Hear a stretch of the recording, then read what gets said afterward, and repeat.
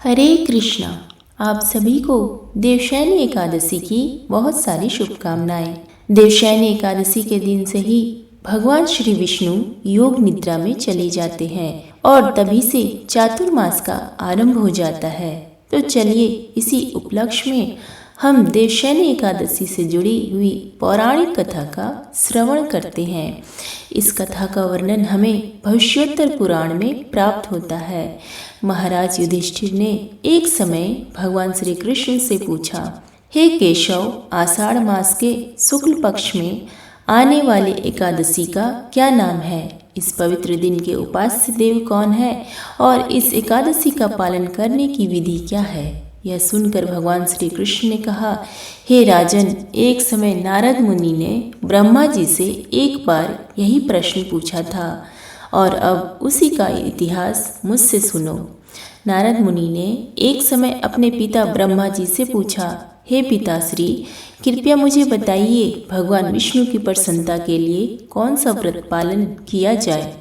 यह सुनकर ब्रह्मा जी ने कहा, हे नारद, इस संसार में एकादशी व्रत से बढ़कर कोई व्रत नहीं है। पाप कर्मों के फल को नष्ट करने के लिए एकादशी का व्रत ही पालन करने योग्य है। एकादशी व्रत का पालन न करने वाला मनुष्य निश्चित रूप से नरक में गिरता है और भगवान ऋषिकेश को प्रसन्न करने के लिए प्रत्येक मनुष्य को एकादशी व्रत का पालन अवश्य करना चाहिए। और आषाढ़ मास के शुक्ल पक्ष में आती है देवशयनी एकादशी।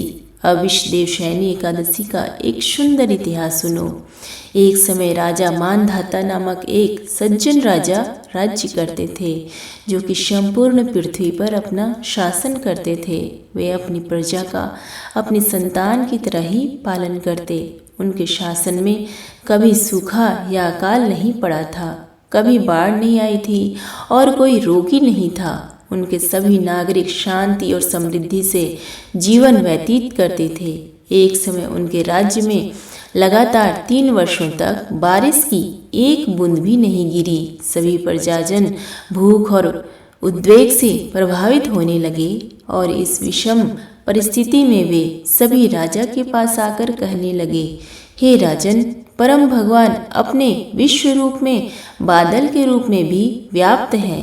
वे ही वर्षा करते हैं और वर्षा से अन्न उत्पन्न होता है और सभी जीव अपने जीवन के लिए अन्न पर आश्रित हैं।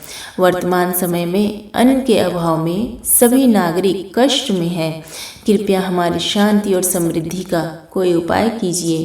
प्रजा की बात सुनकर राजा ने कहा, हे प्रजाजन, आपके वचन सत्य हैं। अन्न को ब्रह्म ही माना जाता है। समस्त विश्व और जीवात्माएं अन्न पर आश्रित हैं। शास्त्रों के अनुसार राजा के पापों के परिणाम स्वरूप प्रजा को कष्ट भोगना पड़ता है। यद्यपि मुझे अपना कोई भी दोष नहीं दिखाई दे रहा जिसके कारण आप सबको कष्ट भुगतना पड़ रहा हो, लेकिन फिर भी मैं अपनी प्रजा के हित हेतु संभव हर प्रयास करूंगा। इतना कहकर राजा मानधाता ने अपनी सेना के साथ वन में प्रवेश किया। अनेक ऋषि मुनियों के आश्रम में होते हुए वे ब्रह्मा जी के पुत्र अंगिरा ऋषि के आश्रम में गए। श्री अंगिरा को वहां पर उपस्थित देखकर राजा मानधाता ने अत्यंत विनम्रता पूर्वक उनके चरण कमलों में प्रणाम किया। फिर राजा ने हाथ जोड़कर ऋषि की स्तुति की और ऋषि अंगिरा ने भी अत्यंत विनीत और वात्सल्यपूर्ण रूप से राजा को आशीर्वाद दिए।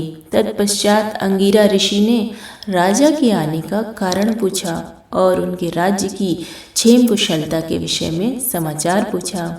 यह सुनकर राजा ने उत्तर दिया, हे ऋषिवर, मैं धर्म के नियम अनुसार ही अपने राज्य का पालन कर रहा हूँ। फिर भी पिछले 3 वर्षों से मेरे राज्य में वर्षा नहीं हुई। मेरी प्रजा अत्यंत कष्ट में है और मैं उनकी सहायता नहीं कर पा रहा हूँ। इसलिए आज मैं आपकी शरण में आया हूँ।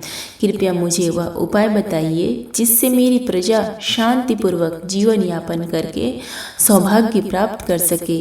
यह सुनकर अंगिरा ऋषि ने उत्तर दिया, हे राजन, वर्तमान सतयुग सबसे श्रेष्ठ युग है। इस युग में लोग परम ब्रह्म के उपासक हैं और धर्म के 4 स्तंभ विद्यमान हैं। लेकिन इस समय में मात्र ब्राह्मणों को ही तपस्या करने का दायित्व दिया गया है। इसकी अपेक्षा आपके साम्राज्य में कोई एक शूद्र है जो तपस्या कर रहा है। वह ब्राह्मण नहीं है, लेकिन फिर भी किसी कारण से वह तपस्या आरंभ कर चुका है और उसी के फल स्वरूप इस अधर्म के कारण ही आपका राज्य सूखे या फिर दुष्काल की परिस्थिति का अनुभव कर रहा है। इसलिए आप इस शूद्र का वध कीजिए और आपके राज्य में सुख और समृद्धि वापस आ जाएगी। यह सुनकर राजा दुखी हो गए। राजा ने कहा, हे महर्षि, मैं तपस्या में लगे हुए किसी निर्दोष व्यक्ति का वध कैसे कर सकता हूँ? मुझसे यह नहीं हो पाएगा। कृपया अगर संभव है तो आप मुझे कोई और उपाय बताइए। यह सुनकर ऋषि ने कहा, हे राजन, तुम सच में प्रजावत्सल हो और धर्म तथा नीति का पालन करने वाले हो। अगर तुम उसका वध करने में असमर्थ हो तो फिर पद्मा या फिर देवशयनी एकादशी का व्रत पालन करो। यह एकादशी आषाढ़ मास के शुक्ल पक्ष में आती है। इस व्रत के प्रभाव से निश्चित रूप से आपके राज्य में वर्षा होगी। यह एकादशी सौभाग्य और सिद्धि प्रदान करने वाली है। हे राजन, आपको अपनी समस्त प्रजा के साथ, परिवार के साथ मिलकर इस एकादशी व्रत का कठोरता से पालन करना चाहिए। ऋषि अंगिरा के आश्वासन पूर्ण वचनों को सुनकर राजा अत्यंत प्रसन्न हो गए। उन्होंने ऋषि को प्रणाम किया और फिर वापस अपने राजमहल में आ गए। उसके बाद जब आषाढ़ मास का शुक्ल पक्ष आया तो राजा ने उस एकादशी तिथि पर अपने परिवार और प्रजा के साथ इस देवशयनी एकादशी व्रत का पालन किया और इस व्रत के प्रभाव से संपूर्ण राज्य में सर्वत्र वर्षा हुई। भगवान ऋषिकेश की कृपा से संपूर्ण राज्य में अन्न उत्पन्न हो गया और यह एकादशी व्रत पालन करने वाले को हर प्रकार का सौभाग्य और मुक्ति प्रदान करती है। जो भी मनुष्य इस एकादशी की महिमा का श्रवण या पठन भी करता है, उसके भी सभी पाप नष्ट हो जाते हैं। इस एकादशी को शयना एकादशी या फिर हरि शयनी एकादशी भी कहा जाता है, क्योंकि इस व्रत का पालन भक्तगण भगवान विष्णु की प्रसन्नता के लिए करते हैं और इसी दिन से 4 मास के लिए भगवान विष्णु योग निद्रा में शयन करते हैं। इस प्रकार यह एकादशी अत्यंत महत्वपूर्ण है, क्योंकि इसी दिन से चातुर्मास का भी प्रारंभ होता है। तो आइए अब इसी एकादशी के उपलक्ष्य में हम एक और सुंदर पौराणिक कथा का श्रवण करते हैं। हरे कृष्णा बृहद नारदीय पुराण में ऋषि वशिष्ठ राजा मानधाता से कहते हैं, एक ओर पृथ्वी दान और दूसरी ओर हरिवासर यानी एकादशी को रख दीजिए, तो हरिवासर का पुण्य पृथ्वी दान से कहीं अधिक हो जाएगा। हमारे अनेक पुराणों और ग्रंथों में एकादशी व्रत की महिमा का सुस्पष्ट रूप से गान किया गया है। यह सभी शास्त्र एक स्वर में एकादशी व्रत की सर्वोपरिता को स्थापित करते हैं। एकादशी तिथि परम भगवान श्री पुरुषोत्तम की अत्यंत प्रिय है और यदि आप संपूर्ण वर्ष में अन्य कोई भी व्रत उपवास नहीं कर पाते तो कम से कम एकादशी का पालन अवश्य करना चाहिए। एकादशी व्रत पालन से अन्य सभी व्रतों और उपवासों का फल अपने आप ही मिल जाता है और फिर वर्ष की सभी एकादशी तिथियों में कुछ एकादशी विशेष होती है, जैसे कि पांडव निर्जला एकादशी, देवशयनी एकादशी, उत्थान एकादशी, परिवर्तनी एकादशी इत्यादि। यह ऐसे मांगलिक पर्व होते हैं जिस दिन किया गया कोई भी धार्मिक कार्य मनुष्य को अनेक गुना अधिक फल प्रदान करता है, चाहे वह कोई भी जप हो, तप हो, दान हो या अनुष्ठान हो। ऐसी ही अत्यंत महत्वपूर्ण एकादशी है देवशयनी एकादशी। प्रत्येक वर्ष आषाढ़ मास के शुक्ल पक्ष में आने वाली इस एकादशी को देवशयनी या पद्मा एकादशी के नाम से जाना जाता है। यह वह दिन है जब भगवान श्री हरि 4 मास के लिए योग निद्रा में चले जाते हैं। इस दिन से प्रारंभ करके 4 मास तक हम कोई भी शुभ और मांगलिक सांसारिक कार्य नहीं करते, क्योंकि इस दिनों में सभी देवी देवता भी भगवान श्री हरि के शरण ग्रहण करते हैं और इसीलिए इस 4 मास यानी कि चातुर्मास में अधिक से अधिक आध्यात्मिक कार्यों को करने के लिए कहा जाता है। यह चातुर्मास का समय ऐसा सुवर्ण समय है जब मनुष्य अपनी आध्यात्मिक प्रगति के लिए अधिक से अधिक प्रयास कर सकता है। इस समय में किसी संकल्प के द्वारा जितना हो सके उससे अधिक प्रयास अपनी साधना को बढ़ाने के लिए करना चाहिए। अपनी शारीरिक और पारिवारिक अवस्था को ध्यान में रखते हुए कोई ना कोई तपस्या करनी चाहिए। एक समय युधिष्ठिर महाराज ने भगवान श्री कृष्ण से पूछा कि आषाढ़ मास के शुक्ल पक्ष में कौन सी एकादशी आती है और उसका महत्व क्या है। तो उसके विषय में भगवान कहते हैं कि आषाढ़ मास के शुक्ल पक्ष में आने वाली एकादशी को देवशयनी एकादशी के नाम से जाना जाता है। यह अत्यंत कल्याणकारी और मंगलमय एकादशी है जो कि बड़े से बड़े पापों का भी नाश करने वाली है। यह एकादशी चिंतामणि और कामधेनु के समान ही सब मनोरथों को पूर्ण करने वाली है। इसका पालन करने से व्यक्ति अपने पूर्व जन्म के सभी पाप कर्मों से मुक्त हो जाते हैं और परम भगवान की शुद्ध प्रेमा भक्ति प्राप्त करता है। जिस प्रकार काली और सफेद दोनों प्रकार की गाय सफेद दूध ही देती है, उसी प्रकार शुक्ल पक्ष और कृष्ण पक्ष दोनों की एकादशी समान रूप से मुक्ति प्रदायिनी है। जो व्यक्ति इस एकादशी की महिमा का श्रवण करता है उसके भी समस्त पाप नष्ट हो जाते हैं। एक समय नंद महाराज ने श्री कृष्ण के कहने पर गोवर्धन पूजा उत्सव का आरंभ किया और उससे रुष्ट इंद्रदेव ने 7 दिनों तक मूसलाधार वर्षा की। यह उत्सव अमावस्या के दिन हुआ और फिर शुक्ल पक्ष का 9वां दिन बीत जाने के बाद 10वें दिन देवराज इंद्र ने भगवान श्री कृष्ण की उपासना की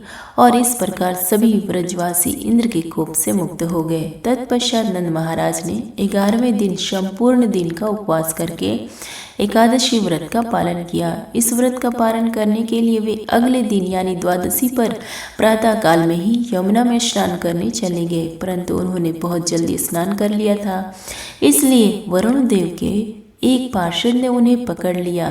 जब काफी समय तक नंद महाराज पानी से बाहर नहीं आए तो वहां उपस्थित सभी गोपगण घबरा गए। उन्होंने सहायता के लिए कृष्ण को पुकारा और क्योंकि नंद महाराज ने पूर्ण श्रद्धा और भक्ति भाव से एकादशी का व्रत का पालन किया था, इसलिए वरुण देव के पार्षद भी उन्हें कोई हानि नहीं पहुंचा पाए। आखिर श्री कृष्ण ने स्वयं जल में जाकर नंद महाराज को वरुण पार्षदों से छुड़ाकर लेकर आए। इस प्रकार श्री कृष्ण ने द्वादशी के दिन नंद महाराज की रक्षा की।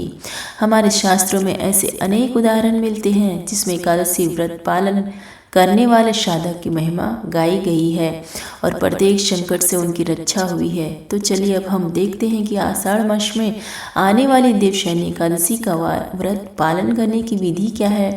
महाभारत के अनुपर्व में कहा गया है कि दिन में सूर्योदय के बाद सोना यह आयु को क्षीण करने वाला है। प्रातः काल और रात्रि के आरंभ में भी नहीं सोना चाहिए। इसलिए जो भी व्यक्ति एकादशी व्रत का पालन करते हैं उसे कम से कम एकादशी के दिन प्रातः ब्रह्म मुहूर्त में उठ जाना चाहिए। ब्रह्म मुहूर्त का समय यानी सूर्योदय से 1.5 घंटा पहले का समय उठकर स्नान इत्यादि से शुद्ध हो जाना चाहिए और फिर अपने घर में या मंदिर में भगवान की मंगला आरती करनी चाहिए अथवा उसका दर्शन करना चाहिए। तत्पश्चात इस देवशयनी एकादशी व्रत का संकल्प लेना चाहिए। उसके लिए हाथ में गंगा जल लेकर भगवान के समक्ष जाएं, उनसे प्रार्थना करते हुए इस श्लोक का उच्चारण करें। अगर आप संस्कृत में श्लोक नहीं बोल सकते तो कम से कम हिंदी में उसका अनुवाद पढ़ना चाहिए। यह श्लोक और उसका अनुवाद इस प्रकार है। एकादशी के दिन मैं भोजन से विरत रहूंगी और अगले दिन अन्न ग्रहण करूंगी। हे पुंडरीकाक्ष, हे अच्युत, कृपया मुझे अपनी शरण में लीजिए। इस प्रकार संकल्प लेने के बाद अब समय है तुलसी सेवा का। तुलसी देवी को एक मध्यम उच्च आसन पर स्थित करें। उसके बाद उन्हें आवश्यकता अनुसार जल प्रदान करें। उनके समक्ष घी का दीपक जलाएं और उनकी कम से कम 3 बार प्रदक्षिणा अवश्य करें। कुछ लोगों द्वारा ऐसा भ्रम फैलाया जा रहा है कि एकादशी के दिन तुलसी में जल नहीं डालते हैं, लेकिन ऐसा किसी की भी बात का समर्थन हमारे शास्त्रों में नहीं किया गया है, इसलिए ऐसी भ्रामक बातों में न आए। इसके बाद तुलसी देवी के समक्ष बैठकर हरे कृष्ण महामंत्र की माला का जाप करें। इस दिन आप जितना अधिक मात्रा में इस माला का जाप कर सकते हैं उतना अच्छा होगा। और हरे कृष्ण महामंत्र यानी हरे कृष्णा हरे कृष्णा हरे हरे हरे रामा हरे रामा हरे हरे। अग्नि पुराण के 12वें अध्याय के 6ठे श्लोक में कहा गया है कि एकादशी के दिन भरपेट खाना निषिद्ध कार्य है और इस दिन उपवास करना निश्चित रूप से भगवान श्री कृष्ण को प्रसन्नता देता है। इसलिए एकादशी के दिन हम उपवास का पालन करते हैं। पंचरात्र नामक ग्रंथ में बताया गया है कि एकादशी का पालन करने वाले व्यक्ति को एकादशी के दिन इन 5 चीज़ों का त्याग करना चाहिए। चावल, गेहूं, जौ, मूंग, चना, उड़द जैसी दालों को और मटर, फलियां इत्यादि सब्जियां और सरसों का तथा तिल का तेल। यदि कोई भी व्यक्ति इनमें से किसी भी चीज़ का सेवन एकादशी पर करता है तो उसका एकादशी व्रत टूट जाता है। अगर आपको आवश्यकता लगे तो इस दिन आप दूध, फलों का रस, कंदमूल इत्यादि से बनी हुई चीज़ें या फिर एकादशी से बना हुआ प्रसाद ले सकते हैं। इस दिन अधिक से अधिक मात्रा में हरे कृष्ण महामंत्र का जाप करना चाहिए। श्रीमद् भागवतम और भगवत गीता जैसे ग्रंथों का श्रवण और पठन करना चाहिए। अगले दिन द्वादशी पर प्रातः ब्रह्म मुहूर्त में उठकर स्नान इत्यादि से शुद्ध होकर एकादशी व्रत का पारण करना चाहिए। पारण से पूर्व किसी सुयोग्य ब्राह्मण और वैष्णव को अपने घर पर बुलाकर उन्हें भगवान को अर्पित भोजन प्रसाद खिलाना चाहिए। अपनी क्षमता अनुसार कुछ न कुछ दान देना चाहिए। उसके बाद स्वयं भगवान को प्रार्थना करते हुए एकादशी का व्रत का फल भगवान को अर्पित करते हुए इस व्रत का पारण करना चाहिए। तो आइए इस आने वाले चातुर्मास के शुभ समय में आ रही देवशयनी एकादशी का पूर्ण श्रद्धा और नियम पूर्वक पालन करते हैं और अपने जीवन को परम भगवान श्री कृष्ण के चरण कमलों में समर्पित करते हैं। प्रेम से बोलिए हरे कृष्णा। धन्यवाद।